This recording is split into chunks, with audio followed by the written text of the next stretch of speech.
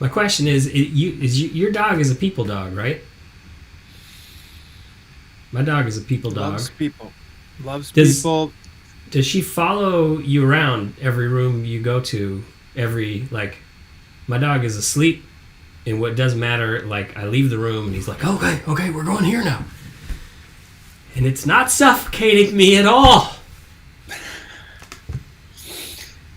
There's some of that. Yoshimi has figured out a way to. She doesn't always do it, but very often, like it's just like she's like, "Okay, boss, we're going upstairs," and I'll be like, "Why are you coming upstairs?" And she'll be like coming right beside me, and I'll stop, and she'll stop, and she'll look at me, Yeah. and I'll go do one more step. She'll go one more step. I'll go up to the top. I turn around and go back down the stairs to see, and she'll come right with me, and she'll be looking up at me, going, "What's the plan, boss?" So you seem confused, So but I'm game. Whatever it is, I'm there. I'm in. I'm a little concerned, but I'm here for you. You acted strange. I'm not gonna lie. I think you actually need extra support right now. You're going up, you're stopping, you come back down. I think I'm gonna just stay close in case. She's having coffee later with her dog friends. Like, oh, this morning was bad. He didn't know what he was doing. He didn't know if he was going upstairs or going downstairs. Did you? So does this panic you at all, or is this like, oh, you like it? Here's a trusted, loyal friend. Interesting. It doesn't panic me. Do I like it? Not really. But I think there are certain things I've realized. Like there's certain things like when Yoshi's on a leash, and we're out on a walk with the family, and somebody gets ahead of her, then she like freaks out because I'm convinced it's because she thinks her job is to clear the area. She's like, my stupid clumsy humans who couldn't literally step into a stream without thinking that they're injured are coming through. So all you guys just back off. Right. That's cool. She's clearing the. So my daughter's ahead, then she's just like freaks out. Yeah, she's like Secret Service. Totally. Yeah. So I just accept it that like she's got certain ideas. I heard somebody say actually when I was watching a video about integrating dogs with rabbits. You know that we got a rabbit? No. Oh, what? Maybe you got a rabbit. We got a rabbit. Holy moly! How does that? Why? How? Yes, exactly. There's no good answer to either of those questions. And but I was watching a video about how to get a dog and a rabbit to get along, and one thing that somebody said was, dogs will find a job to do. If you don't give a dog a job, the dog will figure out what its job is by itself. Because dogs. So what what job can you give a dog when it comes to rabbitude? Well, I don't know. We've surrendered the actual convincing Yoshi what her job is. Oh. We've just been like, whatever she comes up with is probably better than anything we would come up with. I think that what she thinks her job is herding. I think she thinks, okay, we've captured this rabbit, we got to make sure it doesn't get away. I think that's what she thinks. And so, like, whenever we're out with the rabbit and we don't let her come out, she's just like, she's watching the rabbit's every move. She's and like, if we're trying to get the rabbit, she's like, I'm good at this. You suck at it. Let me do it. Come on. I'll catch the rabbit. You suck at getting the rabbit. Clearly, I'll get the rabbit. You guys stay inside. And so she's freaking out if we're ever trying to like chase after the rabbit. She just is like, she just is freaking out. Right. Like, yeah, it's I'm having trouble sometimes differentiating between freaking out and being part of the fun. Like if I ever pick up my younger daughter, then Corey just comes jumping. And I don't know if he's jealous. Like he's jumping up. He's trying to gnaw on her foot. I'm in. Yeah, I don't know if he's like, I want to play. I'm in. Or if he's like, how dare you pick her up? Pick me up. I'm the one who gets picked up. The signals are a little unclear. Yeah. Yoshi gets so jealous. We can make her freak out whenever any hugging. Like if Katrina and I ever hug, if Yoshi's there, she'll like try to get in between us, and she's just sort of like pushing us. We always think she's like a nun at a dance, being like, "But in room for the Holy Spirit. Come on, kids. You know what this is going to lead to? She's chaperoning. Or them children." She's chaperoning. Well, she's not wrong. Look at the track record. That's what she's like. She's just when she's talking to her dog buddies, she's just like I mean, you can't trust them. I mean, look. Totally. All right. Well, what's what are you working on now? Are you still on your TikTok adventure? I think I am. I hope it stays this way in that. So with some encouragement and some editing, I did put up my first thing yesterday. Oh wow! And Mazel tov. It's big. Thank you. It's I mean, for me, No, yeah, it's and breaking the seal. It's breaking the seal. breaking the seal, exactly. And it's crazy. What's really cool about it is it's a little bit like the thing I've always bemoaned about putting anything on Facebook. It's just like, hey friends, look at this stupid thing I did, and it's like, great, even if people whatever, this is the obligation there. Whereas this is completely a sea of strangers, and so to get 12 likes from strangers, it's like, hey, how did you even find this? Right.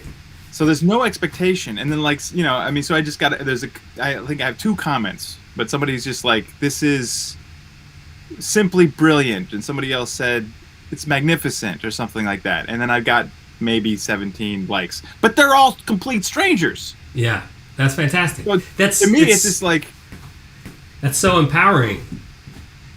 Yeah, and so I have the next thing, sort of.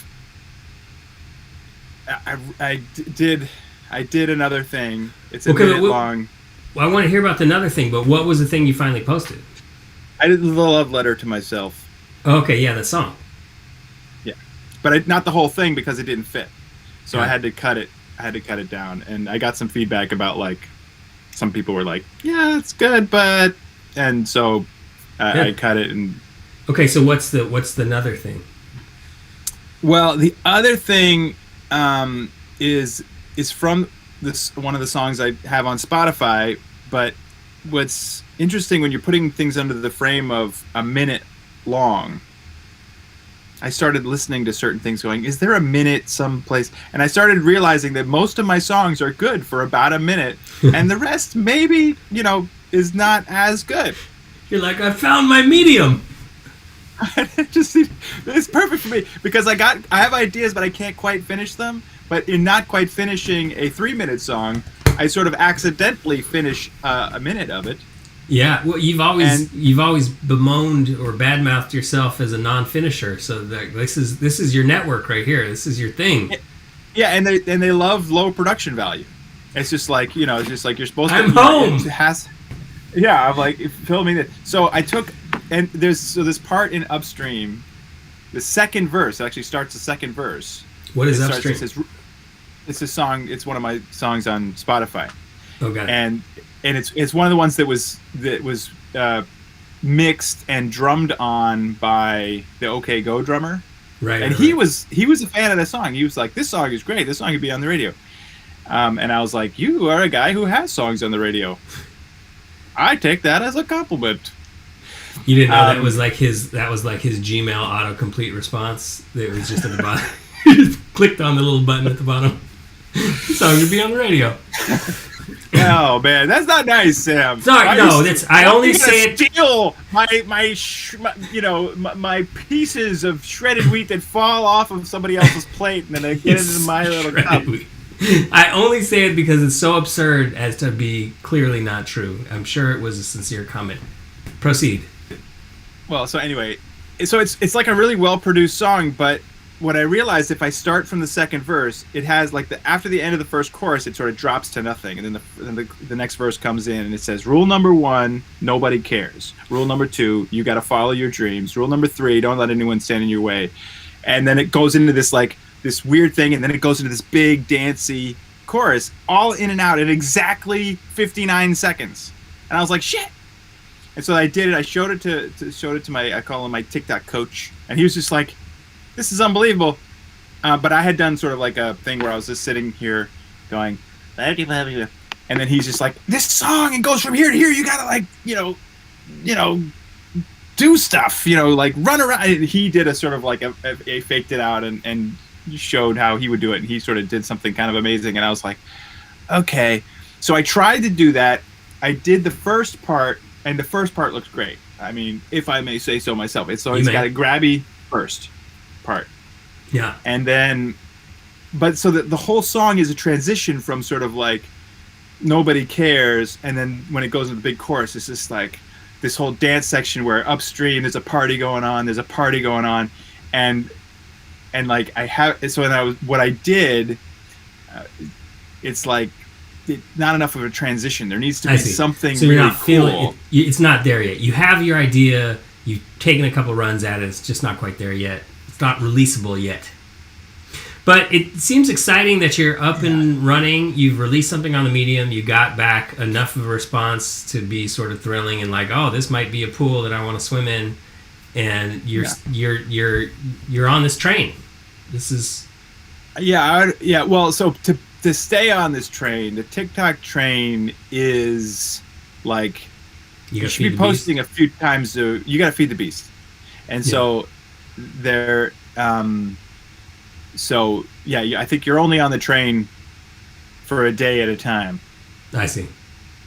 So it's a bit of a demand, but like I started going through other songs and I'm just like, oh man, this minute is good. This minute is good on this song, and like so, but the challenge is going to be like finding things other than this spot right here for me to be like blah blah blah blah blah. It's a good spot. It's a good spot.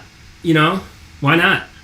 Well, because most of the things, they sort of need a transition into something else. Act 1, Act 2, Act 3. Yeah, and so I have this green screen thing that I got for the Power video, and there you go. So you got all the locations. If I could just do that, then I could just like put a fake background. But then I couldn't log into Premiere, and so that's. And then. But I'm telling you, because this is the challenge, I think, for this week. If I can figure out how to make these things in Premiere, use the green screen, put in a fake movie background, I think it may solve all my problems. And then TikTok star. Yeah. All right, man. Looking forward to it. All right. How about you, man? It's like someone held up a card. How about you, man? No, it seems like you're trying to get out of your portion of the program of like. Oh, I was trying to get out. Well, I was sort of thinking, maybe this is it. We had a nice little chat. We chatted about dogs. We chatted about TikTok. Okay, my portion of the program. I'm good. Oh, Rebecca said something that was really helpful recently when I was moaning about lack of having worked on something, and she said, I was talking about, kept referring to going for it, and she said, going for it, I think of going for it as being a doer. And so all this different stuff that you're doing, like I made this sort of like scavenger hunt for Mira's birthday, and I did, I was doing these various things, and that was really empowering to just count that all as being a doer, because then I could suddenly, instead of feeling like, I'm blowing it by not showing up at my keyboard or not showing up at whatever, I could sort of feel like, oh yeah, that's all sort of putting creative energy into the world. Totally. And then I could feel good about it instead of always on my heels and bad about it. So that has sort of helped me turn things around a little bit in the last week. And I did some work on my third keyboard song. It's going slow, but I'm getting there. Actually, I maybe haven't done any since I last talked to you about it, shamefully enough. But I am getting there. It's very much on my list. And I sort of reset myself about my interview pilot TV show thing, and so it's in motion. It's not happening currently, but it is happening broadly. Yeah, it's happening. It's coming, and I feel good about it, and I have the good energy for it. So I guess I don't have a lot to show and tell today at school, but I feel like I'm getting there. I will. That's great. The Rebecca's insight about being a doer, putting all this creative energy into work. Yeah, this whole feeling bad thing. Why is this why does that have to be a part of this at all? Yeah, and and it's also like no fun for anyone else. You know what I mean? Yeah. It's sort of like the the catch-22 of depression, right? Like someone who's depressed is also like really not fun to be around, and so then it's more depressing. You know what I mean? Because no one's like, oh, okay, but but it's the same for creative stuff, right? It's like, oh, I haven't been. It's like, that's terrible. Like, I don't want to talk about that. But if someone's just like, oh, I've got these ideas and I'm like working on something and I can't wait to dig into it, that's just fun energy you want to lean towards. Yeah. Awesome. Well, if you want to like close it there, I think that's beautiful. Let's close it there. Yeah, man. All right. No need to feel bad about anything. You're a doer. You're a putter of awesome creativeness in the world. Cool. And likewise. It's a wonderful world. Okay. Thanks, man. That's right. All right. Talk soon.